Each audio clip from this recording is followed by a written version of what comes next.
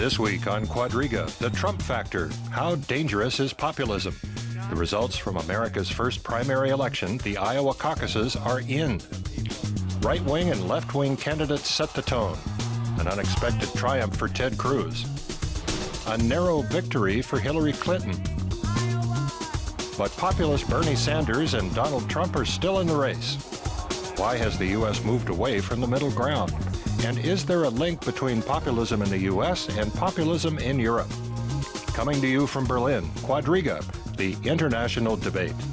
Your host this week, Melinda Crane. Hello and welcome. Is the Trump factor really still in play after Iowa? And if so, where is it taking the U.S. political system? That's what we want to talk about today with three guests who are following events very closely. It's a pleasure to welcome Ulrike Hermann. She's business editor for the German daily Die Tageszeitung. She says if Trump were to become the Republican nominee, that would be the best thing that could happen to the Democrats. He has absolutely no chance to become president. Alan Posner is an author and commentator for the Berlin daily Die Welt.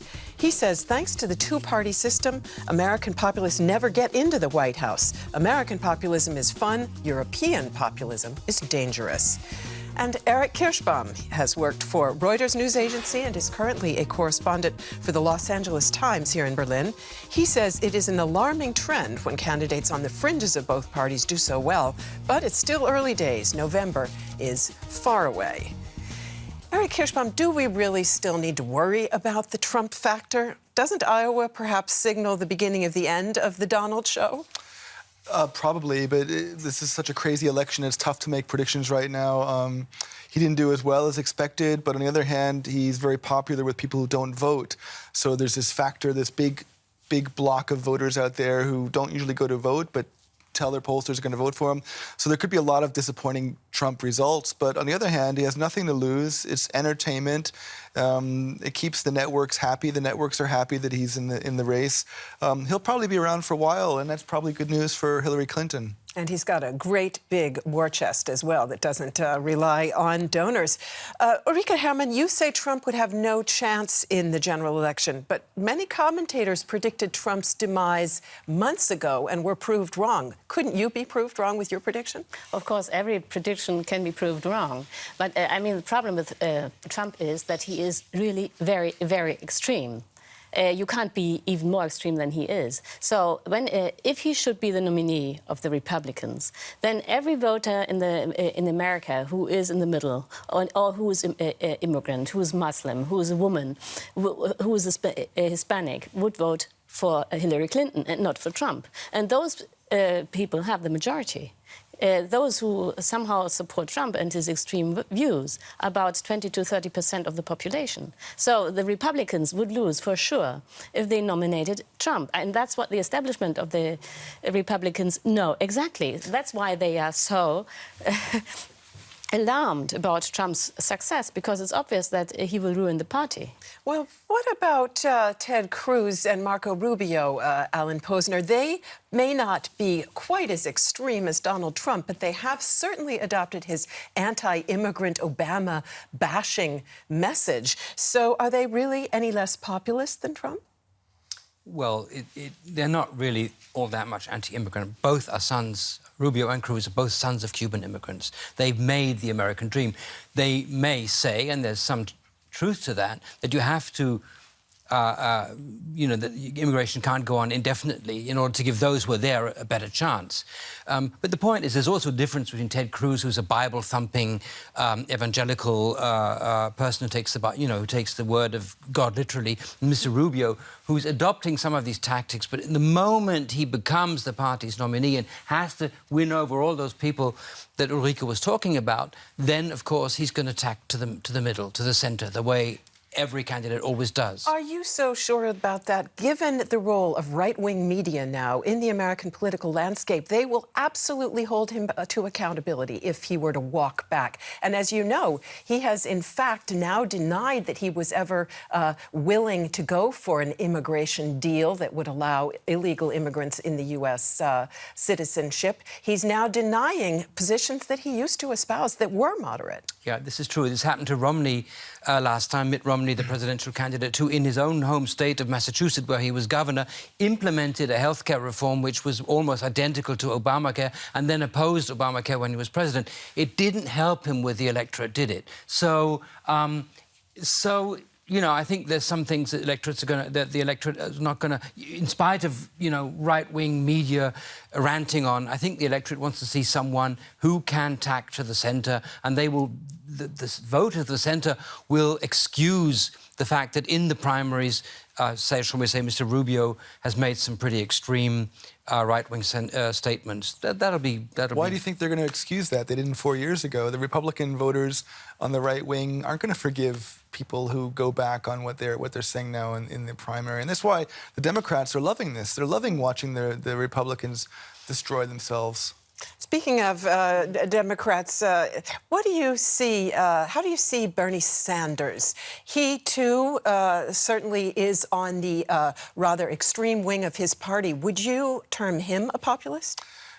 Yeah, for sure. I mean, a year ago, nobody thought he had a chance, and he did well in Iowa, but Iowa is an extremely unusual state. Only 300,000 voters were there.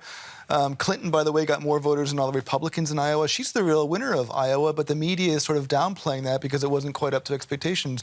But Bernie Sanders is popular in a state with a lot of college students on the left fringe. He'll probably do well in New Hampshire, which is right next to his home state of Vermont. But he's not going to win the nomination. He's not going to do well in states in the South where Clinton will do well. And he, like Trump, he's got a New York accent, and America hasn't voted for anybody with a New York accent for a long, long time. So I don't think Trump or Sanders has any kind of a chance. Ulrike Hermann, what is your take on Bernie Sanders? How do you hear his message? Well, I mean, for a European, everything he says sounds very normal.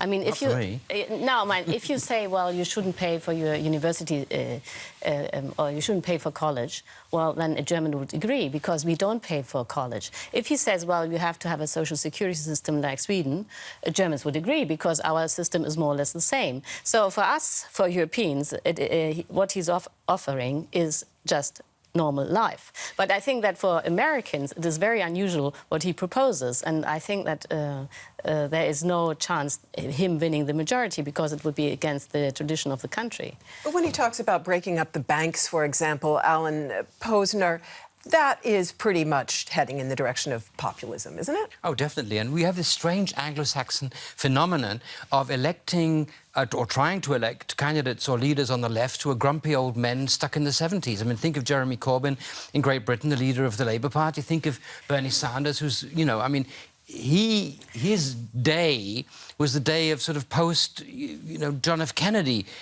democratic policy, and I don't know what this is about. It's really people wishing that we were back in the welfare state of the 70s. In a way, Mr. Sanders is just as backward-looking as Mr. Trump, who wants America somehow to be, you know, Reagan's America, and this isn't going to happen. Coming back to the banks, I mean, splitting up the bank, for example, was the suggestion of a commission that the EU Commission had on regulating European banks. It's not something completely outlandish. It's something that's very difficult to somehow get into real politics because the lobbyists of the banks are very, very strong, of course. But it is nothing you cannot discuss about. Let's take another look at Alan Posner's contention in his opening statement that American populism is fun. Let's remind ourselves just how much fun Donald Trump's message is. Donald Trump's speeches are often over the top. He rails against the political elite or Mexican immigrants. They're bringing drugs, they're bringing crime, they're rapists. Trump tries to polarize voters, for example, the haves against the have-nots. The hatred, and what it is establishment. Because I'm not taking anybody's money. I don't want their money. They don't control me. I'm doing what's right for you. And he seems to believe that voters will let him get away with just about anything.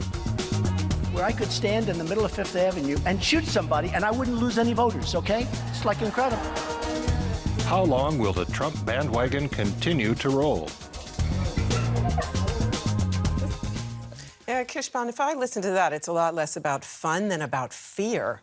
Who are the voters that Donald Trump is trying to appeal to? Well, yeah, he does appeal to the undereducated, poorly educated, people who have lost, people who are on the fringes, people who are losing out, rednecks. He really appeals to that element of white America that feels like they're not represented by anybody, and he's really struck a chord with them. And but as I mentioned before, these people don't usually vote in the election, so he might do well in opinion polls, but whether that translates into votes remains to be seen. Iowa showed it wasn't. It could happen right down the line. Alan Posner, would you say Sanders is targeting a similar group? No. Sanders is targeting, I think, better educated Americans, also mostly white, middle class, but people like students, for instance, who, when they finish college, have $35,000 student loan that they have to repay and no chance of getting a job. People like sort of, the upper echelons of middle-class society, but also white and so on, who haven't seen an improvement in their living conditions and who are angry at this. So it's two different facets of middle-class America, middle to lower-class America, which don't seem to have profited from the economic surge in the Obama years. So it's about inequality, Ulrike Herrmann? Yes, of course. America is extremely unequal. For example, the normal earners, their real wages haven't been risen since the 70s. That's unparalleled in the whole of the Western world. So all the growth, and for the last 40 years, went to the top fringes of society. And of course, that's something people rebel against. And then the old white men vote for Trump, and the young white men vote for Sanders. But it's the same sentiment, but they somehow lose out. So in other words, you might say Bernie Sanders is channeling Occupy Wall Street and Donald Trump is channeling the Tea Party. Yeah, no, I mean, Trump is not Tea Party. He's just representing the losers. Eric Kishman, what role do the media play in all of this? They have, as you said, been having a field day. Are they also actually driving populism forward? In a way, they do. I mean, they put a spotlight on these people. Bernie Sanders probably couldn't be where he is without the media coverage he's gotten. And I think that's one of the bigger stories of the last year, that he's been able to come so far against such a big organization that Clinton has. Yeah, the media do play a role in the whole Iowa coverage of Iowa. You know, you wonder, Clinton won, and why is she being treated like the loser of Iowa? Alan Posner, for some time now, the political science community has been documenting the rise of polarization in the U.S. It produced an absolute blockade in government in the course of the Obama presidency. Most of his major initiatives were passed with few or no Republican votes whatsoever. Is that itself now feeding the kind of mistrust in government that we're seeing? Yeah, definitely. And this is a structural problem. I think something like 80 to 90% of the seats in Congress are safe seats, Republican or Democrat. So the only real contest is between the Democratic nominees themselves in the primaries, and there, the person who is more radical tends to win among the party faithful, the rabble-rousers. So this is what happens. If you had a redrawing of congressional districts, which meant that these people had to come up against someone from the other party, they would automatically tone down their rhetoric, and that would do America a world of good. That's what needs to happen. That's the gerrymandering phenomenon. What about the money phenomenon, Ulrike Herrmann? What role is that playing in the rise of these extreme and populist-oriented candidates? Well, I think the money, of course, is an extreme problem, especially, of course, Wall Street pays literally billions of dollars for the election campaigns. And, of course, that's why they have such a strong lobby in Congress. But I think that many of these Tea Party Republicans who won seats didn't have this much money. And it is a way of the people, of the voters, rebelling against the power of the elite. against the lobbyists, that they vote for those candidates who do not have much money, but who are very radical. In a way, you know, if you do not have much money, you must be radical to have the media coverage that you cannot pay for. So the money does not go to the Tea Party representatives, but the money feeds on the anger that then again feeds this or makes these radicals possible in Congress. Interestingly enough, Eric Kirschbaum, you could say that polarization is now coming home to roost within the parties. We're seeing a divide arising within each of the two political parties. What's that about?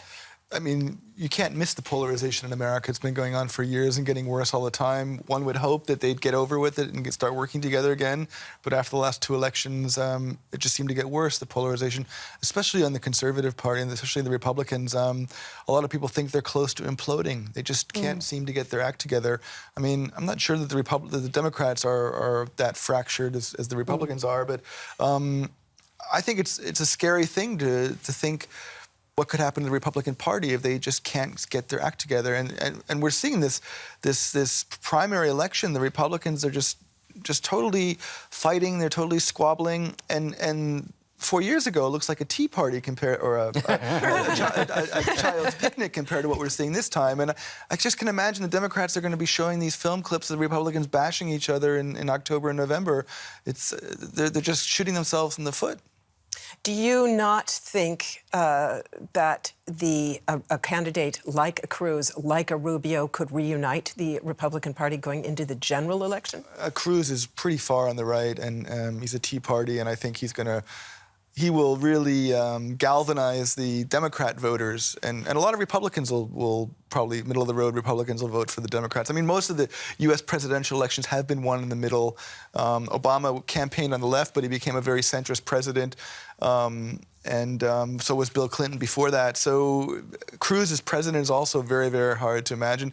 If there's another candidate like Jeb Bush, if he gets his act together in New Hampshire, I mean, a year ago, everybody thought Jeb Bush was going to be the candidate, and I know he's far out of it now, but maybe he has the money, and if he can turn it around in New Hampshire, maybe he'd be a candidate that a lot of Republicans could rally around. They're hungry to win, obviously, but they just seem to be imploding and falling apart. Alan Posner, I'd like to come back to this whole issue of the fear and mistrust and its impact on the political system in general. Eric Kirschbaum was saying that the Republican Party is in dire straits. He mentioned the possibility even of implosion. Do you think that there is a serious threat here to the system as a whole? No, I don't. I mean, the threat is there to America, because America seemed to be under Obama in decline. There's, you know, people people don't have job security. There's a question of the rise of China. There's the question of America's not being able to impose any kind of order in the Middle East. And it seems to be to many Americans that this is not the country they bought into. And it reminds me a bit of the time after Jimmy Carter, when Jimmy Carter as president said, we have a malaise in the country, and he talked about decline. And then came Ronald Reagan and say, it's morning in America, I'm going to make America great again, a phrase that Donald Trump has borrowed, by the way. And that's what Americans want to see. They want to see their country great again. And it's the question, can America do it? I think they can. They're the biggest economy in the world. They have immense resources, the most attractive. But you need a leader who accentuates the positive, as they say in the song. And that wasn't Obama. And find the leader who can tap into this need, and you will have a great president. Speaking of leaders, interestingly enough, the yearning for a strong leader, together with anti-immigrant sentiment, is one factor that seems to unite both European and American populism. Let's take a look. Hungarian Prime Minister Viktor Orban speaks out against migrants. He's put up border fences to keep them out, and he's convinced that there's a link between immigration and terrorism. In Germany, a leader of the anti-immigrant AfD party recently said that police should be able to use firearms against illegal migrants. The German Interior Ministry said that will never happen. In France, Marine Le Pen, leader of the right-wing National Front Party, has called the EU an impotent empire that has robbed France blind. She wants France to stop using the euro currency. European populists and Donald Trump have one thing in common. They all admire Russian President Vladimir Putin. Putin has promised to make Russia a player on the world stage once again. In Europe, populist candidates are becoming increasingly popular. Will that happen in the U.S. as well? Rebecca Hammond, do you think we're seeing a similar phenomenon on both sides of the Atlantic in the rise of extremist sentiments, in that anti-immigrant bashing that we saw there, and perhaps also in this yearning for someone who just takes a strong hand to things? Yeah, I think there are four things that are similar. First, this fear of immigrants, then this idea that you have to have a strong leader, then this idea that the media are always just telling lies. And then that it basically rests on this social fear that the people might lose out. Usually, even in Germany, it's the losers who vote for the populists, or those fearing to lose. Sometimes they are still quite well off, but they have the fear that their children might not be successful or something like that. So there are similarities. How much does that have to do with the sense, perhaps in the U.S. as well as in Europe, that somehow our economic system is on the wane and, for instance, China on the rise? Yeah, well, I think that is not the point, because I mean, I do not agree with Alan Posner that the U.S. under Obama has become weak or has been economically not successful. That no, it was there were many new jobs created in the U.S. That's not the problem, but these jobs are not well paid. That's the problem. What you would need in the U.S. is to have higher taxes for the rich. But that exactly is not possible, because you have the Republicans in the Congress who would never, ever agree. And so it's more about social inequality. It's not about growth. You have growth, but people just do not profit.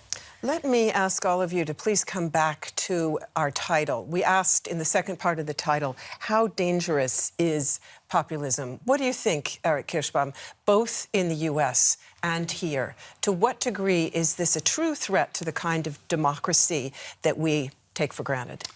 I don't think it's a threat. I think it's part of the political spectrum, and I think it's something that's, the more it's talked about, the more you see what kind of people these are on the fringes. And the U.S. election right now, it's the primary season. I mean, that's when these things kind of get discussed and talked about. And at the end of the day, there's going to be a middle-of-the-road candidate for sure from both parties.